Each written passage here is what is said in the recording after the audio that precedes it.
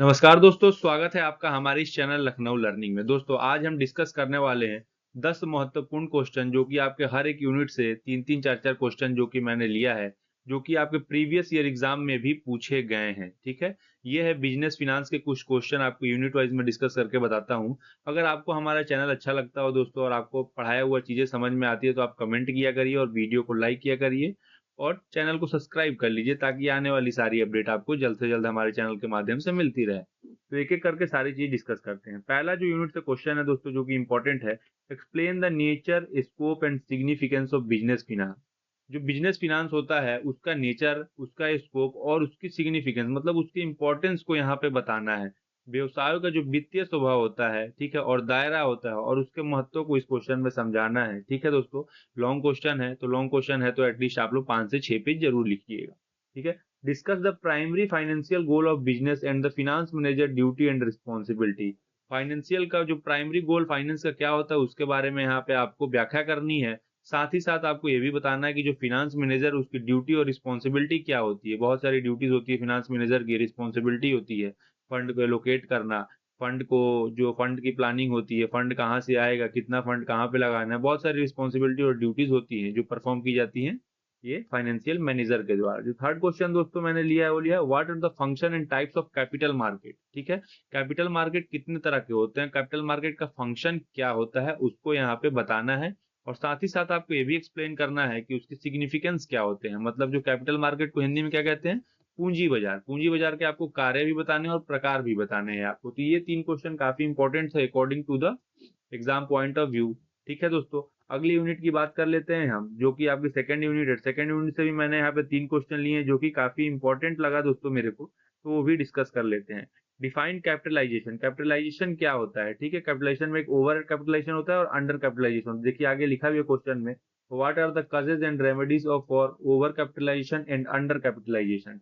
कि आपको डिफाइन करना है कैपिटलाइजेशन होता क्या है और उसके कॉजेज कौन कौन से हैं और उसकी रेमेडीज कैसे हैं हम ओवर कैपिटलाइजेशन और अंडर कैपिटलाइजेशन से उभरने के लिए।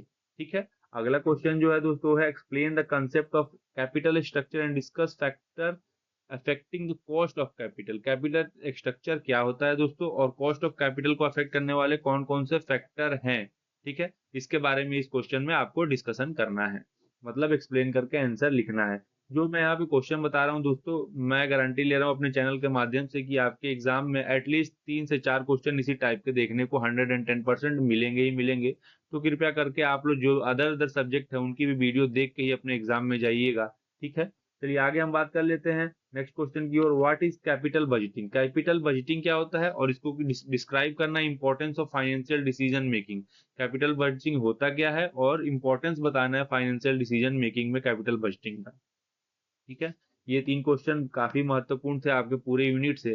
जो जो क्वेश्चन मैं लिखा हूं ना दोस्तों, ये पूरे यूनिट से काफी महत्वपूर्ण क्वेश्चन है। ठीक है, according to the exam point of view, और प्रीवियस ईयर भी ये सब क्वेश्चन आ चुके हैं बहुत बार एग्जाम में अलग अलग यूनिवर्सिटी में भी।